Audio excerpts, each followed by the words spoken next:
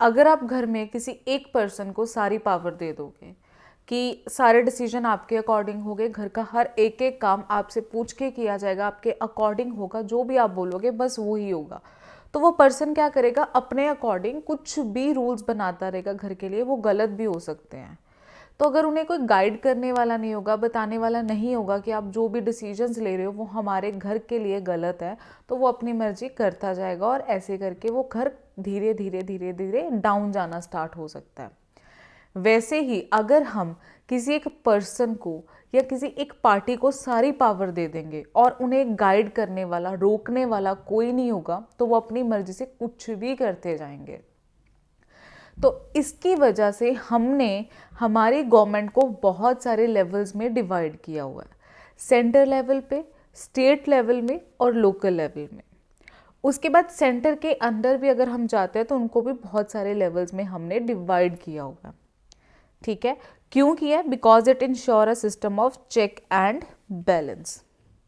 तो हमारी गवर्नमेंट हमने इसलिए लेवल्स में डिवाइड की है ताकि पावर किसी एक के हाथ में ना चली जाए। तो आज हम इसी टॉपिक के बारे में डिस्कस करेंगे, that levels of the government. Let's start with the video.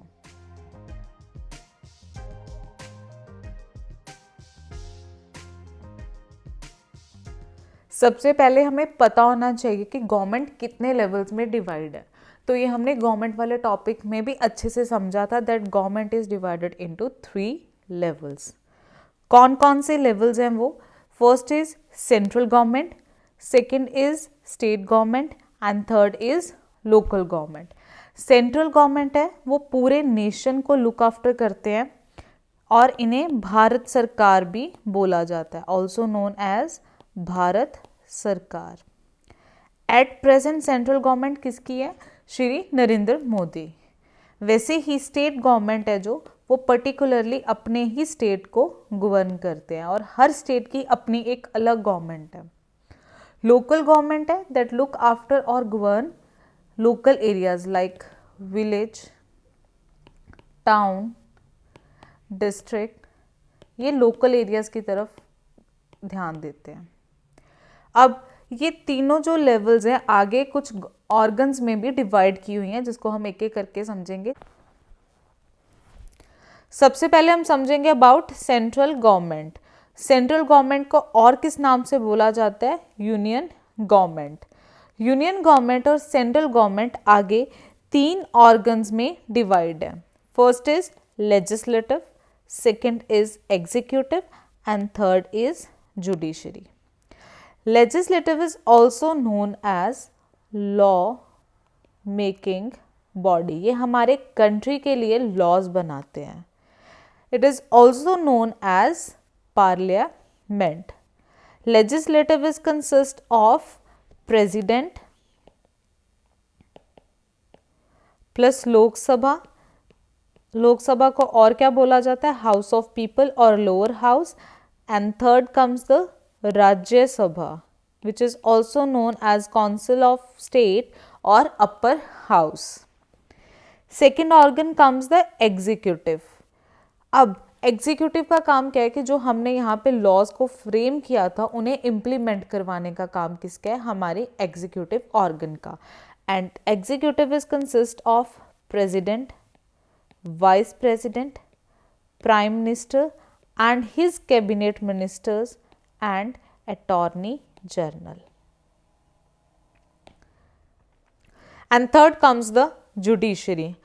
अब हमारे लॉज भी बन गए हैं, इम्प्लीमेंट भी करवा दिया, बट अगर कोई उन लॉज को फॉलो नहीं कर रहा है तो उन्हें पनिश करने का काम किसका है? हमारी जुडिशरी का। And it is consist of supreme court. Next is the state government. State government भी आगे 3 ऑर्गन्स में डिवाइड है। First is legislative, second is executive and third is judiciary. Legislative is also known as law making body. ये अपने state के लिए laws बनाते हैं। And state legislative is consist of governor. आपको स्टेट लेजिस्लेटिव में कौन मिलेगा? Governor and 1 or 2 houses. और वो हाउसेस कौन से हैं? Legislative assembly and legislative council. अब आपको लेजिस्लेटिव असेंबली है वो तो सारे स्टेट्स में मिलेगी, 28 स्टेट्स, और जो हमारी 3 यूटीज़ हैं वहाँ पे भी आपको लेजिस्लेटिव असेंबली मिलेगी। बट जैसे ही हम लेजिस्लेटिव काउंसिल में आते हैं तो वो आपको सिर्फ 6 स्टेट्स में देखने के लिए मिलेगी। पहले 7 स्टेट्स थी बट अब 6 स्टेट्स हैं। जम्मू एंड कश्मीर को हटा दिया क्योंकि अब वो किस में आ गई है? यूटी में आ गई है। तो लेजिस्लेटिव काउंसिल आपको टोटल 6 स्टेट्स में देखने को मिलेगी। Next comes the executive. Executive है, अब लॉज बन गए हैं तो लॉज को इम्प्लीमेंट करवाने का काम किसका है? एग्जीक्यूटिव का। और executive is consist of governor, CM and his council of ministers. इनका काम क्या है? लॉज को इम्प्लीमेंट करवाना।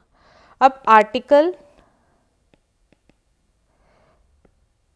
168 टू 212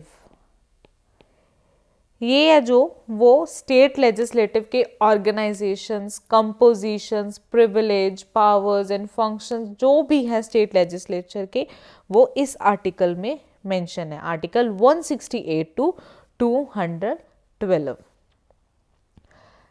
थर्ड ऑर्गन है जो स्टेट लेजिस्लेचर का, दैट इज जुडिशरी। यहाँ पे भी सेम है कि लेजिस्लेटिव ने लॉ बना दिए, एग्जीक्यूटिव ने इम्प्लीमेंट करवा दिए, अगर अब कोई फॉलो नहीं कर रहा तो उसको पनिश करने का काम किसका है?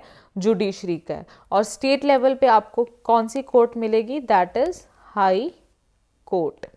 Next comes the local government. अब लोकल गवर्नमेंट को भी हमने 2 लेवल्स में डिवाइड किया है। विलेज के लिए आपको पंचायत मिलेगी, पंचायत गवर्नमेंट है, एंड अगर हम डिस्ट्रिक्ट, सिटी, टाउन्स की बात करते हैं तो वहाँ पे आपको म्यूनिसिपैलिटीज मिलेंगी। पंचायत भी आगे 3 लेवल्स में डिवाइड है। First is gram panchayat, then panchayat samiti and third is जिला परिषद। और वैसे ही म्यूनिसिपैलिटीज है जो आपको टाउन, सिटी और डिस्ट्रिक्ट में मिलेंगी। It is consist of municipal corporation, municipal council and Nagar panchayat. I hope आपको लेवल ऑफ गवर्नमेंट अब बहुत अच्छे से समझ आ गया है, सारे डाउट्स क्लियर हो गए होंगे कि हमने क्यों इतने सारे लेवल्स में गवर्नमेंट को डिवाइड किया है, कौन कौन से लेवल्स हैं, स्टेट लेवल पे, सेंट्रल लेवल पे, लोकल लेवल पे, जितने भी हमारे लेवल की गवर्नमेंट है वो सारी हमने इसमें डिस्कस कर ली है। Thank you for watching. We will meet in the next class.